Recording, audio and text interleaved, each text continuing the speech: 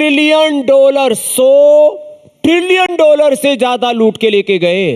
आज पूरे विश्व की अर्थव्यवस्था उतनी है, लूट के लेके गए। कुल अर्थव्यवस्था कितनी होगी हमारी? आज भी लूट रहे हैं। इसलिए मैं कहता हूं देश का पैसा देश में रहे और देश की भारत माता की सेवा में लगे, यह हमारा स्वदेश। इसमें क्या दिक्कत है?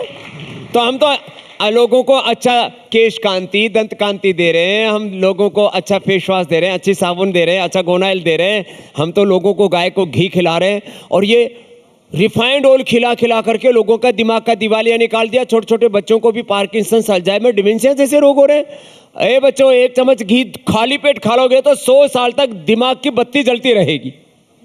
ये जरूरी है। लोगों ने अच्छी चीजें खानी पीनी छोड़ दी। तो मैं तो 2 बातें सबसे बस कहना चाहूंगा, उसके बाद आपके प्रश्न होंगे, सब ले लेंगे। ये जो देश में भ्रांति डाल दी गई, घी खाओगे कोलेस्ट्रॉल बढ़ जाएगा, ये खाओगे वो खाओगे, और फिर जंक फूड, फास्ट फूड के ऊपर देश को डाल दिया। मैं कहता हूं घी खाओ, दूध पियो, अच्छा मिलेट्स खाओ, और खूब दंड बैठक लगाओ, योगाभ्यास करो, और आपको दवाओं पर निर्भरता नहीं रखनी है। देश के प्रधानमंत्री जी कहते हैं दूसरे देशों पर निर्भरता ये हमारा सबसे बड़ा शत्रु। में कहता हूं किसी भी चीज पर निर्भरता ठीक नहीं है। आत्मनिर्भर बनो, और उसके लिए आपकी दवाओं पर निर्भरता, किसी भी चीज पर निर्भरता नहीं होगी। और ये जो भ्रांति फैला दी गई है कि फिर बीपी की, शुगर की, थायराइड की, कोलेस्ट्रॉल की, नींद की रोज दवा खाओ, क्यों जरूरत है भाई? आप अपनी बॉडी को ऑटो पायलट पर रखो। आप योग करोगे तो अब बॉडी वैसे भी 99% ऑटोनॉमिक सिस्टम पर चलती है। मैं योग से लोगों की बॉडी को ऑटो पायलट पर ले आता हूं। किसी कारण से कोई सेल्स डिजनरेट में, एलोपैथी में तो कॉन्सेप्ट ही नहीं है कि liver, kidney, heart, brain, skin, bones के सेल रिजुविनेट हो जाते। हमने किया है। लोगों, करोड़ों लोगों को हमने सब प्रकार की दवाओं से बचाया है, और जिनके लीवर, किडनी, हार्ट फेलियर हो गए थे उनको स्वस्थ बनाया है। और ये भारत जब स्वस्थ बनेगा, जब समृद्ध बनेगा और संगठित होगा, तो विकसित भारत बनेगा और विश्व का नेतृत्व करेगा। स्वस्थ और समर्थ भारत, समृद्ध भारत, ये सपना हमारा। अब प्रश्न आप करो। बाबा रामदेव आज यहाँ पर तो ये तो वेट की बात नहीं है ना, आपको दिन भर एनर्जेटिक रहना। देखो बाबा जी, आपसे कौन कौन टिप्स लेता है कि कैसे वजन घटाएं? मैं जो है 18 घंटे काम करता हूं डेली, 18 आवर्स, और एक बार भी थकान नहीं हो। तो मेरा हीमोग्लोबिन है 17.5, मेरा वेट है 63, मेरी शुगर 70 से 80 के बीच, और मेरा ब्लड प्रेशर ऊपर का 110, नीचे का 70, मेरी हार्ट बीट रहती है 60, और जब मेडिटेशन करता हूं तब पहुंच जाती है 50। कितनी?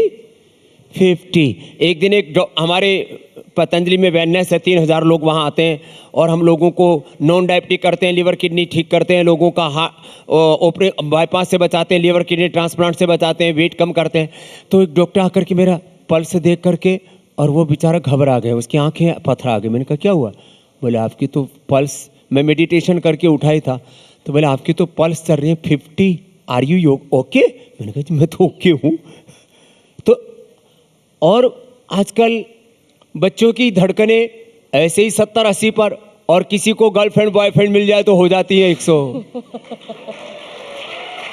125, 150। आप सिर्फ चाह रहे हैं कि यहाँ पर सब जनता ना ताली करती रहे? नहीं, मैं कोई ताली से, ना मुझे ताली से मतलब है, ना मुझे गाली से मतलब है। देखो मैं तो ये कह रहा हूँ, बाबा जी को गाली कब पड़ती है? क्योंकि ऐसा तो हो नहीं सकता कि आप सब चीज सही करते हैं, ठीक है, आप योगा भी करते हैं, आपकी डाइट भी सही है, आप सही समय पे उठते हैं, बीपी ठीक है, पल्स ठीक है, सब कुछ ठीक है, कुछ तो गलत कर रहे होंगे ना बाबा भी? बताओ ना क्या गलत कर रहे हैं? अरे आप भी इंसान है ना, कहीं तो गाली पड़ रही होगी।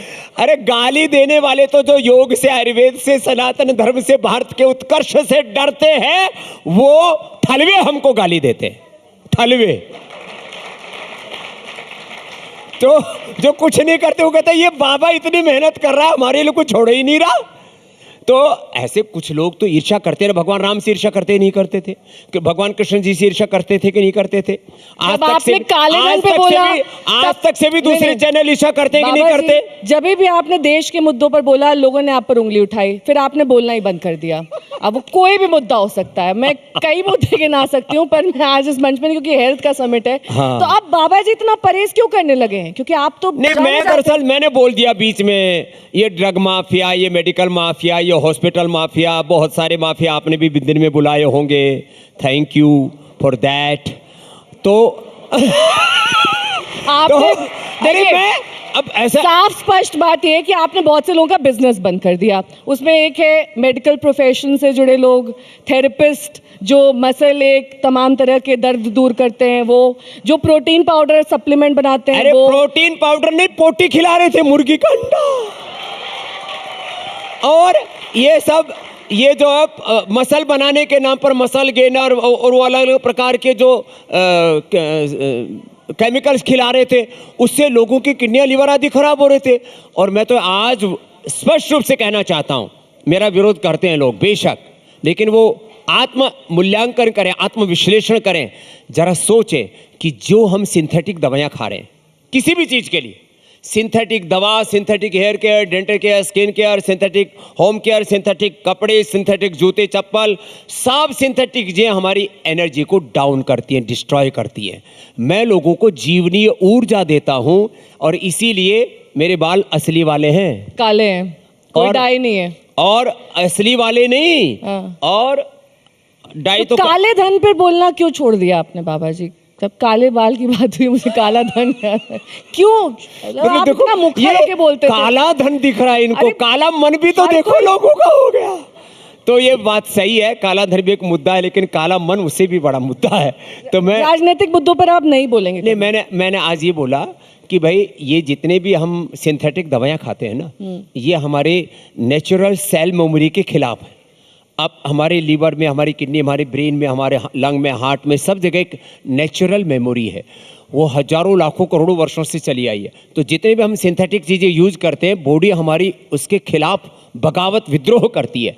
इसलिए बच्चों, आप यदि जीवन में सुखी रहना चाहते हो तो सिंथेटिक दवाओं का, सिंथेटिक पर्सनल केयर का, सिंथेटिक कपड़ों का, सब चीज़ों का आपने बाइकाट सबकी करो। दुकान बंद करा दी, एफएमसीजी हो, आपने जितने भी जिम थे। अरे अब तो देश के प्रधानमंत्री कहते हैं स्वदेशी अपनाओ, स्वदेशी भारत को इतना ताकतवर बनाओ कि अमेरिका का ट्रंप भी जो है उसका ट्रंप कार्ड फेल हो जाए। तो आपका भी ओए, तो पूरा टैरिफ के नाम पर पूरा टेररिज्म फैला दिया, एक पूरा टैरिफ के नाम पर पूरा का पूरा एक डिस्ट्रैक्शन, एक वार, एक पूरी दुनिया में आर्थिक युद्ध शुरू कर दिया है।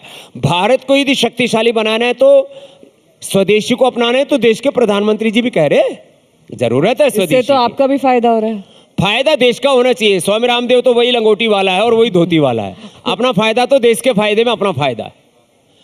तो आपने इतने सारे प्रोडक्ट्स में क्यों डाइवर्सिफाई किया बाबा रामदेव? अगर आपको बिजनेस में इंटरेस्ट नहीं था, आप सिर्फ योगा करना मुझे चाहते थे, इंटरेस्ट क्यों देश- आपने मेरा मैगी का भी इंटरेस्ट- मेरा- ऑल्टरनेटिव बना दिया? आप घी भी ले आए, आप एफएमसीजी भी ले आए, आयुर्वेदा में तो आप पहले से ही थे, फिर आपने अपना इतना बड़ा आश्रम वहां पर।